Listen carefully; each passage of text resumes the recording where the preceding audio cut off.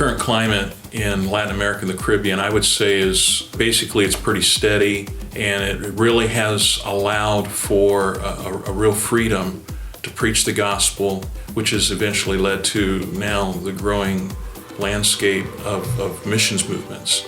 A lot of it in Latin America is just relationship evangelism. They're very social, very relational people. And so they capitalize on that, and they work very hard at building relationships. And it's through these relationships then that they are able to share the gospel piece by piece. It takes time, a lot of prayer. It's taken a lot of committed missionaries to go and plow the fields.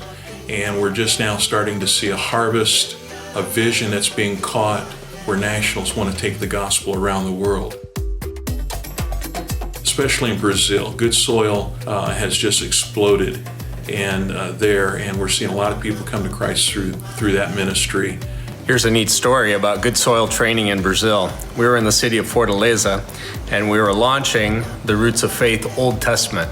And there was one particular pastor from southern Brazil, from a quite large, prominent church down there. And at one point on Wednesday in the training, he tossed his pen down on the table and he said, "I'm upset. In 3 days of taking this class, I have learned more about the Old Testament than I learned in 3 years of seminary." In Brazil, we have a mission agency there called Maranatha Multicultural Ministries. And as I mentioned, they have about 38 missionaries serving in 11 countries. So they had a roundtable for their missionaries. But the Venezuelan pastors heard about this and they wanted to somehow participate. So we set up a Good Soil seminar for them that was running parallel to the missionary roundtable for our Brazilian missionaries. And it was just tremendous. We are 38 missionaries serving in 11 different countries in 4 continents. It's a huge bless.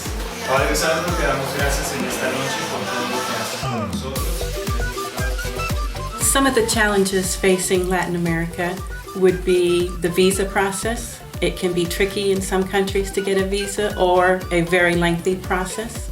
With some of the world's issues going on right now, missionaries do face some safety or security issues on their fields.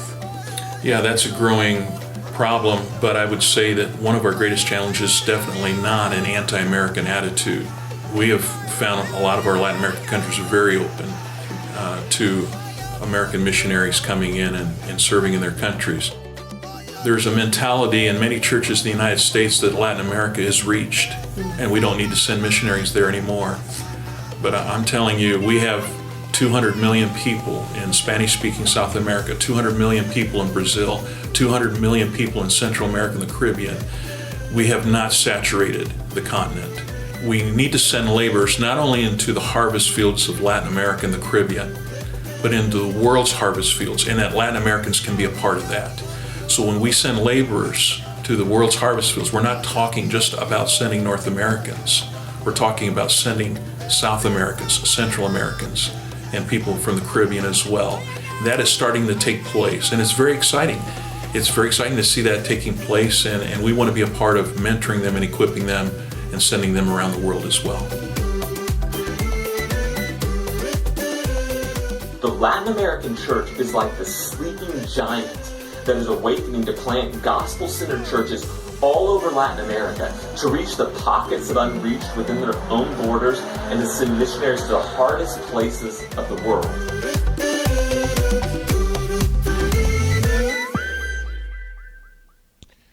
Latin America and the Caribbean.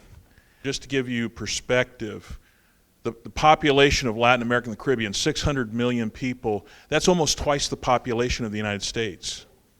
We have not reached the saturation level, but there's another reason why we need to continue sending missionaries to Latin America and the Caribbean. The mandate of the Great Commission is not about evangelism. It's not just about evangelism, but the mandate is to make disciples of all nations.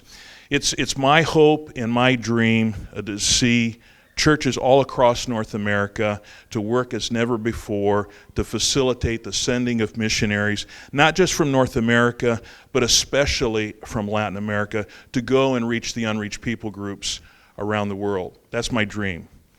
We can have a huge impact on the 1040 window and the unreached people groups around the world, but maybe not like we used to think. We can do it by training our South American brethren and sending them to go as well. They have the Great Commission as well, and they're begging us to come and train and equip them so that they can take the gospel around the world.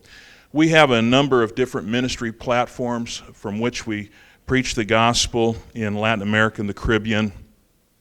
And you can see the list here. Church planning, and of course that's at the top of the list. But we also are very much involved in church strengthening. We want to see these churches become healthy churches so that they can reproduce and send laborers around the world. Discipleship, of course, is very, very big.